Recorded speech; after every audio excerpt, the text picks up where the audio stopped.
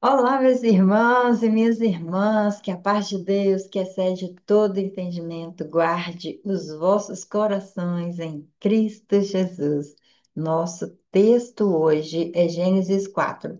O que acontece dentro do coração quando a comparação se transforma em ressentimento? Esse lugar de comparar sempre traz ressentimento entre irmãos, entre família, nos relacionamentos. Por isso é importante aprender a não fazer comparações com as pessoas onde convivemos. O ressentimento, ele mata silenciosamente. A graça nos constrói de dentro para fora. Eu sou Sandra Reis, estou aqui em Belo Horizonte. Gostaria muito de saber quem é você, quem está aqui comigo no online, quem lê a Bíblia junto comigo, qual o seu nome, qual sua cidade. Também deixa aí seus comentários, porque eu também aprendo quando vocês trazem as suas histórias, os seus testemunhos. Vamos ler? Gênesis, capítulo 4. E conheceu Adão a Eva, sua mulher, e ela concebeu e deu à luz a Caim, e disse: Alcancei do Senhor um homem. E deu à luz mais a seu irmão Abel. E Abel foi pastor de ovelhas. E Caim foi lavrador da terra. E aconteceu ao cabo de dias que Caim trouxe do fruto da terra uma oferta ao Senhor. E Abel também trouxe dos primogênitos das suas ovelhas e da sua gordura. E atentou o Senhor para Abel e para a sua oferta. Mas para Caim e para a sua oferta não atentou. E irou-se Caim fortemente, descaiu-se-lhe o semblante. E o Senhor disse a Caim: Por que tiraste? E por que descaiu o teu semblante? Se bem fizeste, não é certo que serás aceito? E se não fizeres bem, o pecado jaz à porta, e sobre ti será o seu desejo, mas sobre ele deves dominar. E falou Caim com seu irmão Abel, e sucedeu que, estando eles no campo, se levantou Caim contra seu irmão Abel e o matou. E disse o Senhor a Caim: Onde está Abel, teu irmão? E ele disse: Não sei. Sou eu o guardador do meu irmão? E disse Deus: Que fizeste?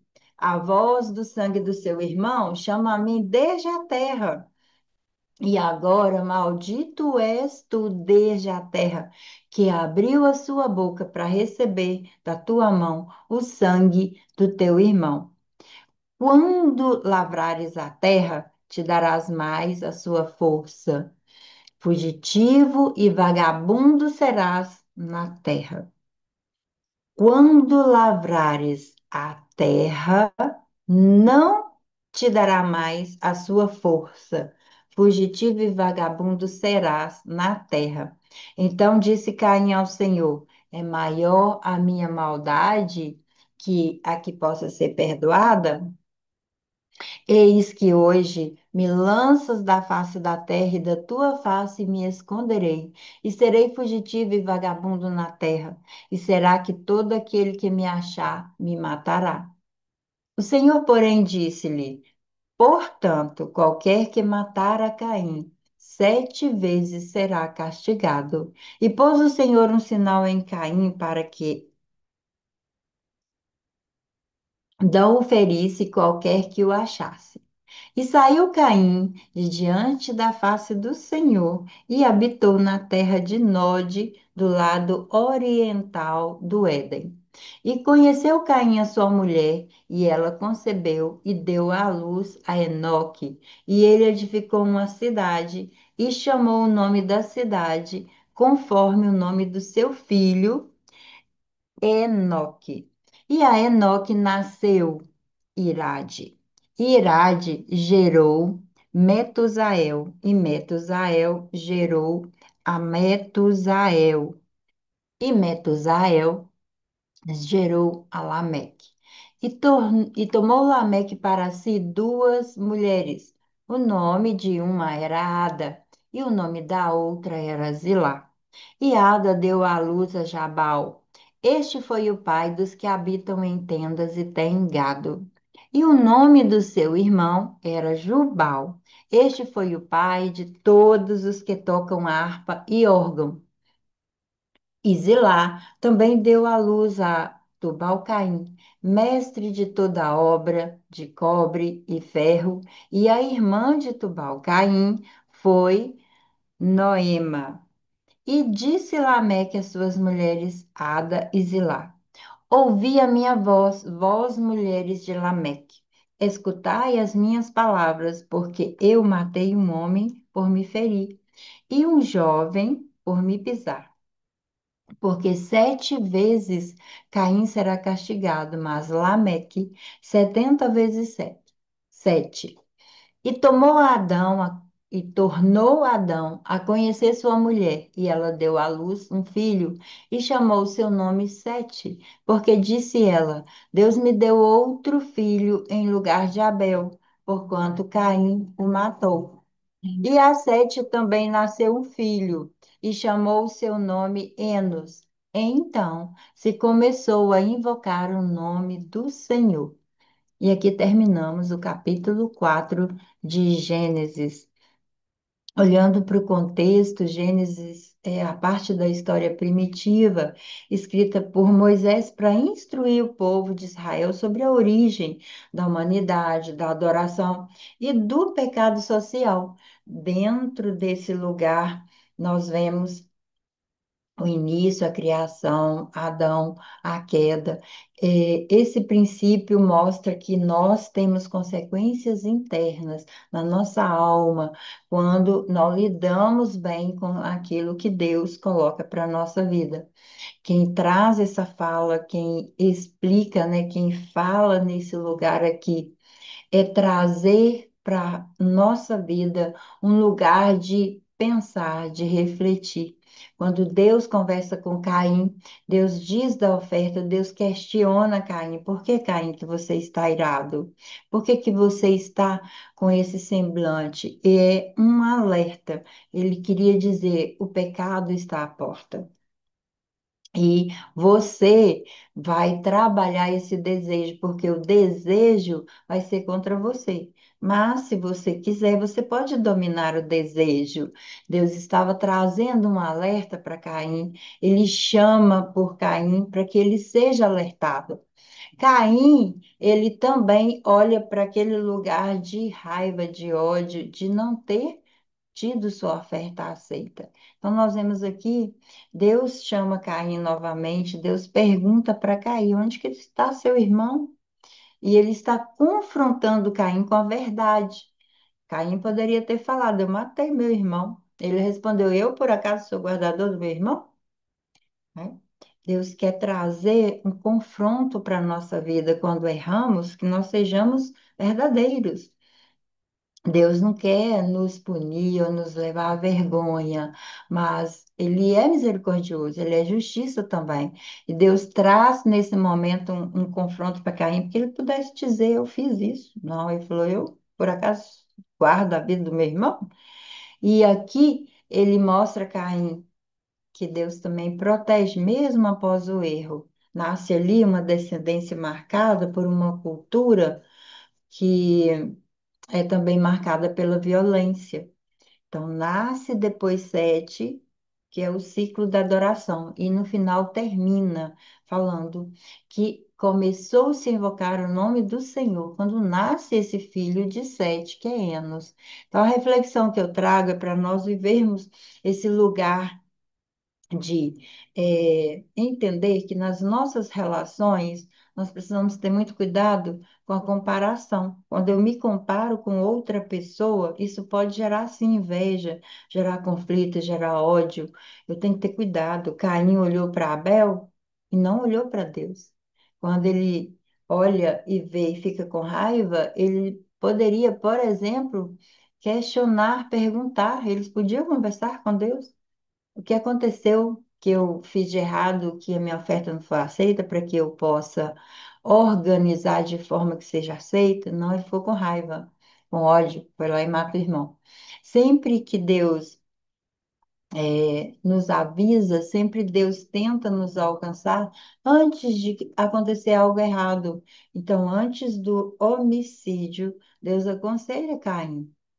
Antes que isso aconteça, antes de cada erro grave, e consequência, Deus nos alerta. Então, há sempre um convite divino para eu voltar ao lugar de centralidade. A ira não, não tratada, não ajustada, ela gera destruição. E a emoção não é o problema, é a ausência do diálogo com Deus.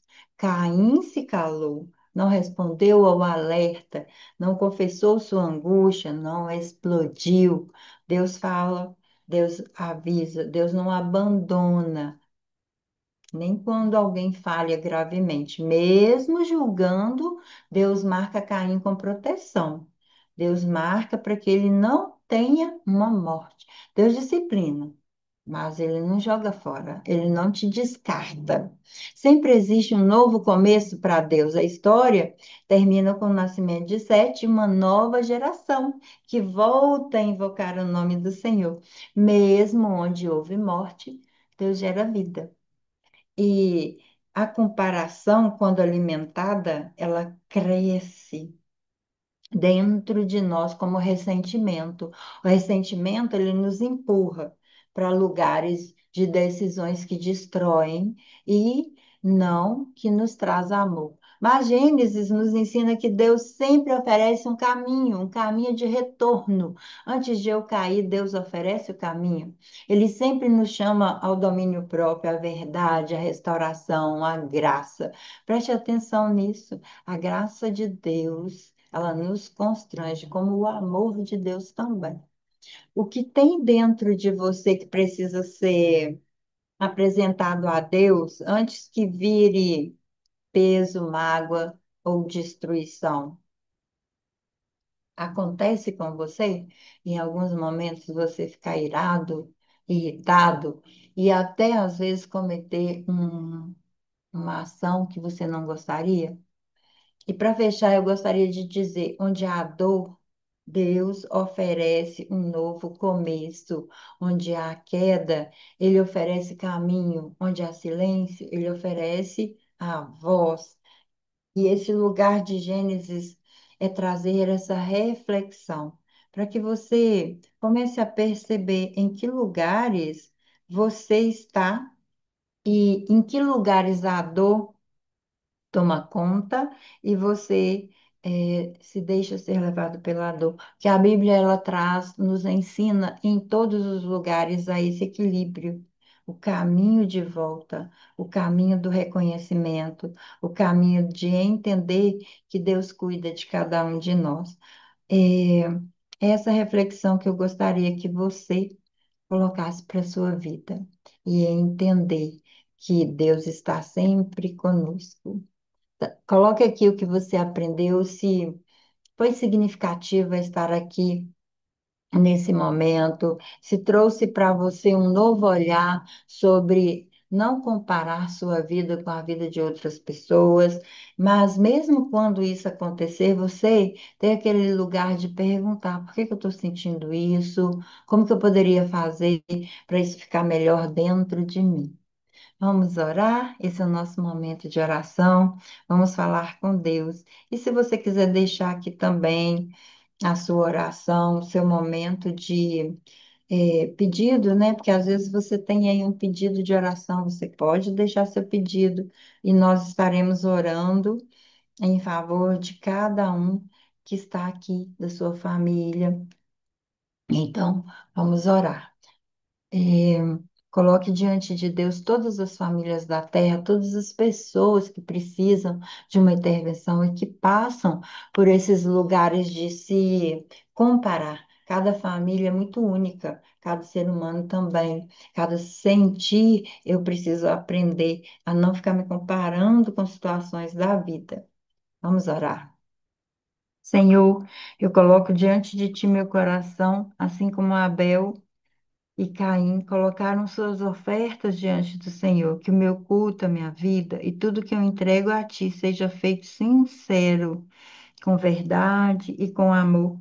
Ensina-me a vigiar sobre as intenções do meu coração, que eu não permita que a inveja, a comparação, a mágoa encontrem lugar dentro de mim. Livra-me de transformar feridas internas em atitudes que machucam os outros, que eu aprenda com a tua palavra, que o pecado está à porta, mas o Senhor me chama para dominá-lo, para entender o que se passa dentro de mim. Me ajuda a escolher bem quando os meus sentimentos tentarem me levar ao caminho errado, que eu seja como Abel, oferecendo ao Senhor o melhor.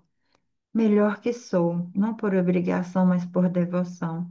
E quando eu falhar, é porque eu falho. Que eu corra para ti e não fuja da tua presença. Restaura, Senhor, meu interior, aquieta aquilo que luta dentro de mim, renova minhas intenções, limpa as minhas motivações e fortaleça o meu espírito para que eu viva uma vida de honra. Obrigado porque tu és Deus que alerta, corrige, acolhe. Entrego a ti, Senhor, minhas emoções, pensamentos, caminho. Guia-me na paz. Guia-me, Senhor, no teu olhar, no teu momento. Guia-me, Senhor, na tua presença. Que eu seja sempre, Pai, atento à tua voz, à voz do teu Espírito, para me instruir, me ensinar.